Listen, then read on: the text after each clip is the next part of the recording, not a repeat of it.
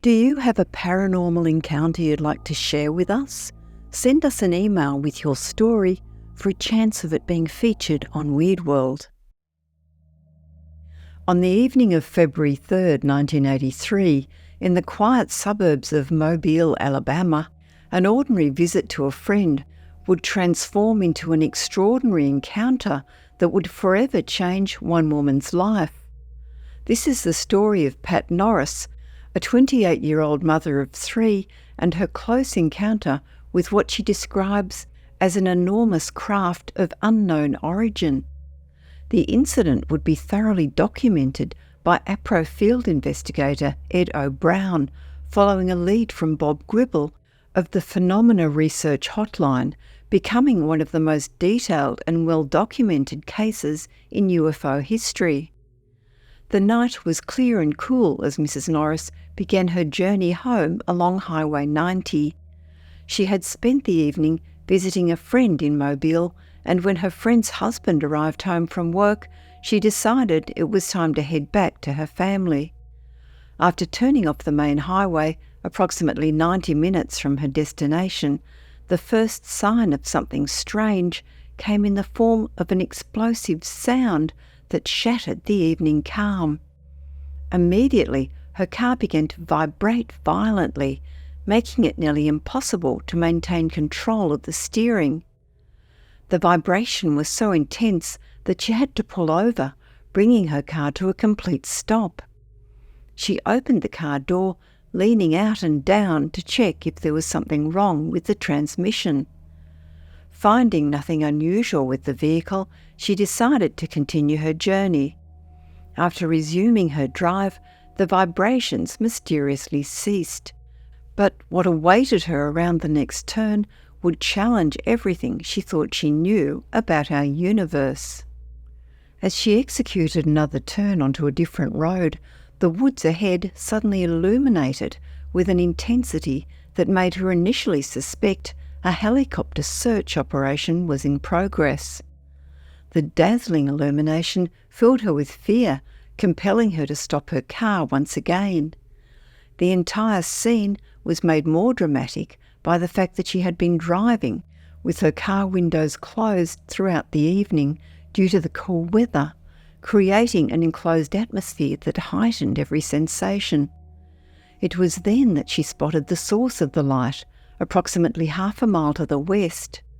Mrs. Norris would later conclude that the explosion she had heard earlier was likely this object coming down over a clay and gravel pit in the vicinity. What she observed was a massive structure reaching 7 to 8 stories, roughly 70 to 80 feet, into the night sky. The object's width, which she compared to 6 telephone poles, stretched an estimated 210 feet. It moved with deliberate slowness, approaching at what she estimated to be 4 to 5 miles per hour. The atmosphere around the craft became charged with unusual phenomena, a chopping wind accompanied by a high-pitched sound and a roaring noise. The whipping of the wind was particularly notable, creating an effect she specifically described as tornado-like in its intensity. But as the object drew near, something remarkable occurred. The cacophony of sound ceased entirely, replaced by an overwhelming silence. More surprisingly, Mrs. Norris's initial fear dissipated completely, replaced by what she described as unbelievable happiness.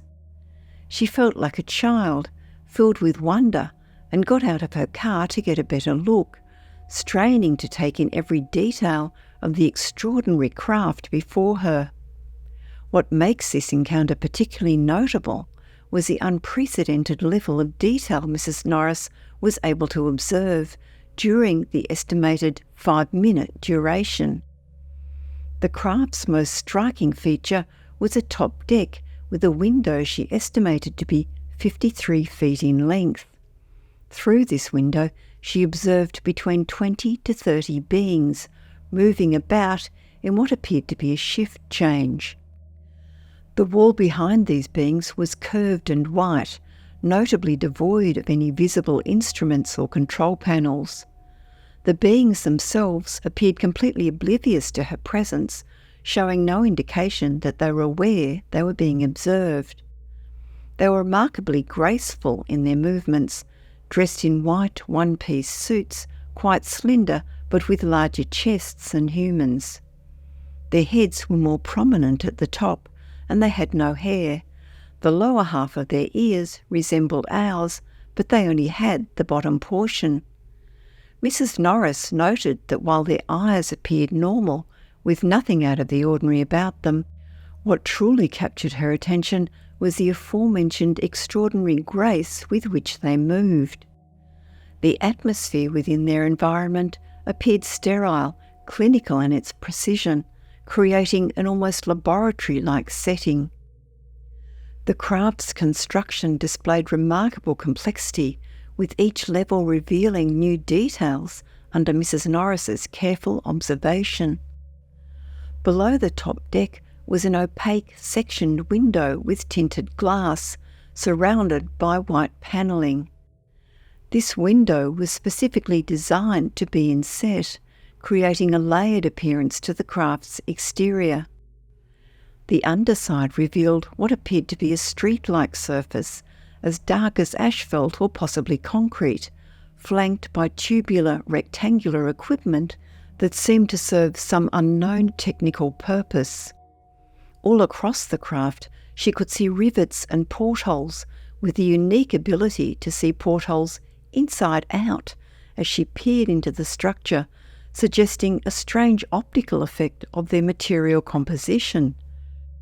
The construction included massive I-beams similar to those used in shipbuilding, along with sophisticated glass holding mechanisms that she noted were particularly similar to human construction methods. The bottom side was tiered upwards, creating a stepped appearance that added to its architectural complexity. The overall construction was so reminiscent of human naval ships or submarines that Mrs. Norris specifically speculated it could possibly have been constructed here on Earth, noting the similarities in manufacturing techniques and materials. The most intriguing aspect was the craft's bottom section, featuring a cross formation made of 1-foot square mirrors, precisely arranged in a geometric pattern. An observation deck hung down and wrapped around the base, creating a secondary viewing area for the craft's occupants. Unlike their counterparts above, the beings in this lower deck actively observed their surroundings, appearing to take a keen interest in the environment below. A low-pitched growl-like announcement emanated from this section when the craft passed directly overhead, a sound that Mrs. Norris described as clearly audible but unlike any earthly sound she had ever encountered. She believed that it was only at this point that the craft's occupants became aware of her presence, marking a shift in the nature of the encounter. The vessel's defensive capabilities were evident in Mrs. Norris's detailed observations. She noted 4 pipe-like projections extending 6 to 8 feet from the craft, housed in 3 to 4 foot square boxes. These apparatus, with their hollow flanges, bore such a striking resemblance to tank cannons that she believed they were weapons. The positioning and design of these projections suggested a defensive or possibly offensive capability, though their true purpose remained unknown. As the encounter drew to a close, the craft executed a southerly turn, maintaining its course through the wooded area without crossing Highway 90 again. Mrs. Norris speculated it might have been doubling back toward Irvington and Pascagoula, suggesting a deliberate flight path rather than a random movement. Its departure was marked by an impressive display of illumination, white spotlights combined with intermingling blue and red lights that alternately reached towards the clouds and down to earth, lighting up the wooded area and everything beneath its path. The lighting pattern seemed coordinated, suggesting an intentional display rather than mere navigation lights. The aftermath of this encounter would prove to be as significant as the event itself. What began as an answered prayer, Mrs. Norris had actually wished for such an encounter, would evolve into a life-altering experience that would span decades. Her husband Carl initially dismissed the significance of the event, only realising its impact when she began intensively researching UFOs at the local library. The incident sparked an insatiable curiosity about UFOs and related subjects, leading her to immerse herself in research and investigation of similar phenomena. This quest for understanding would ultimately contribute to the dissolution of her marriage. In a 2013 interview, 30 years after the incident, Mrs. Norris revealed the profound impact this encounter had on her life. Her marriage ended in divorce, and she never remarried. When asked about the divorce, she explained with resigned understanding, "Well, I can't blame him. It still freaks me out, and it still goes on." The encounter had not been a singular event, but rather the beginning of a series of ongoing experiences that would continue for decades, fundamentally altering her perception of reality. More significantly, the encounter appeared to unlock previously suppressed memories of childhood experiences dating back to when she was 3 or 4 years old. She recalled being above her house, both then and in subsequent experiences. "I only started to remember this after I saw the ship," she explained. "At that time, I was not afraid. They have always been in my life, and my life seems unreal." This revelation suggested a much longer history of encounters, ones that had been buried in her subconscious until the 1983 incident brought them to the surface. The beings she encountered over the years were diverse in their appearance and behaviour. When asked about their types, she described encountering various entities including small greys, tall ones she referred to as the old ones, and others with different appearances and behaviours.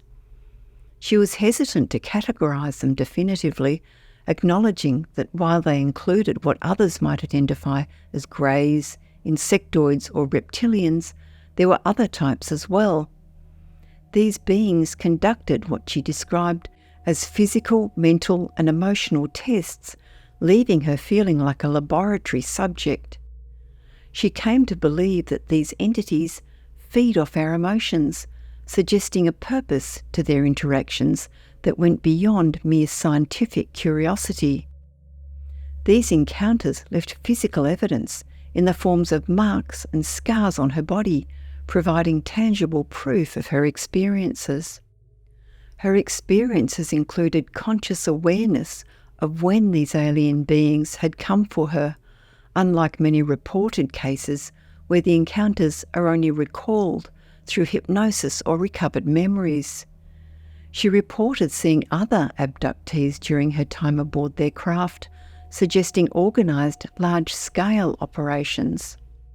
She described one particularly memorable occasion where she found herself in what appeared to be a hospital, where it was all glass and it's like a hall of mirrors. Hundreds of people were being tested. This mass testing event further reinforced the notion of a systematic approach to their study of humans.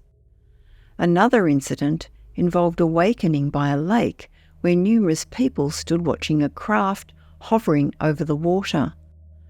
Her attempt to communicate with a woman nearby proved futile as she didn't speak English, suggesting that these encounters were global in nature, not limited to any particular region or population. "Everyone was just looking at the ship. Then we all went in the ship," she recalled, describing a scene of mass contact that further emphasised the scale of these operations. Mrs. Norris had extensive dream material both before and after the February incident, including dreams containing detailed physical examinations and scans of her emotions. These experiences would later be recognised as potential precursors and aftermath of actual encounters rather than mere dreams, suggesting a complex relationship between her conscious and unconscious experiences of these events. After the object disappeared from view that February night, Mrs. Norris continued her journey home, arriving at 1:10 a.m. But the real journey, one that would span decades and challenge her understanding of reality, was just beginning. What began as a chance encounter on a quiet Alabama road would unlock a lifetime of experiences, raising profound questions about our understanding of reality and our place in the universe. The Mobile incident stands as one of the most detailed and well-documented close encounters in UFO history, its implications still resounding decades later through the ongoing experiences of its primary witness. The level of detail provided, combined with the long-term impact and continued experiences, makes this case particularly significant in the study of close encounters, offering insights into not just the physical nature of these craft, but the long-term psychological and social impact on those who experience them.